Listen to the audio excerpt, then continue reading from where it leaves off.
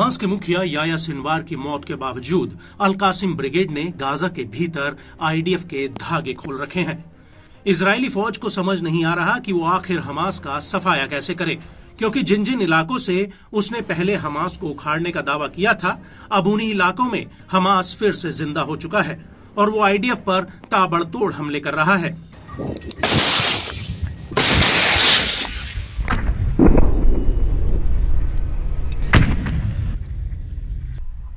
और इसी कड़ी में आईडीएफ के एक सीनियर कमांडर को ढेर कर दिया था, जिसका एक वीडियो हमास ने जारी किया था। और इन हमलों की असल धुरी रफा शहर और जबालिया कैंप है, जो आईडीएफ के लिए मौत का जाल बनते जा रहे हैं।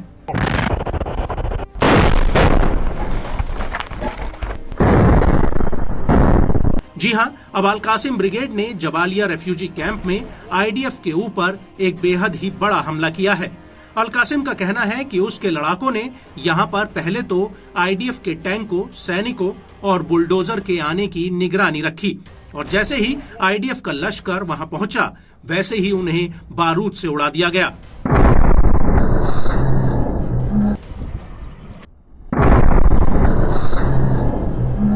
अल कासिम का कहना है कि उसके लड़ाकों ने सबसे पहले आईडीएफ के D9 बुलडोजर पर एक यासीन 105 गोला दागा और उसके बाद दूसरे बुलडोजर पर शावाज बॉम्ब से हमला किया, जिसकी वजह से बुलडोजर में जोरदार ब्लास्ट हुआ।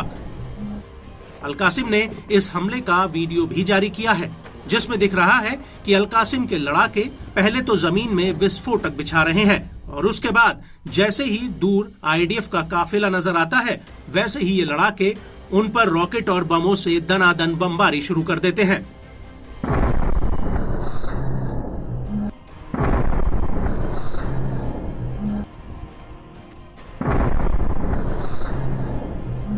इसके बाद आईडीएफ का एक बुलडोजर सामने नजर आता है, जिसके ऊपर अल कासिम का लड़ाका कुछ फायर करता है और जैसे ही ये विस्फोटक आईडीएफ के जवान को लगता है, वैसे ही वहां हल्का धुआं सा उठता है।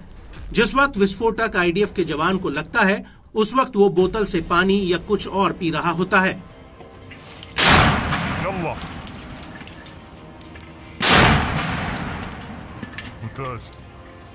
और इसके बाद हमास के कुछ लड़ाके छिपकर एक लॉन्चर में लगातार रॉकेट भरकर उन्हें फायर करते हुए दिखते हैं।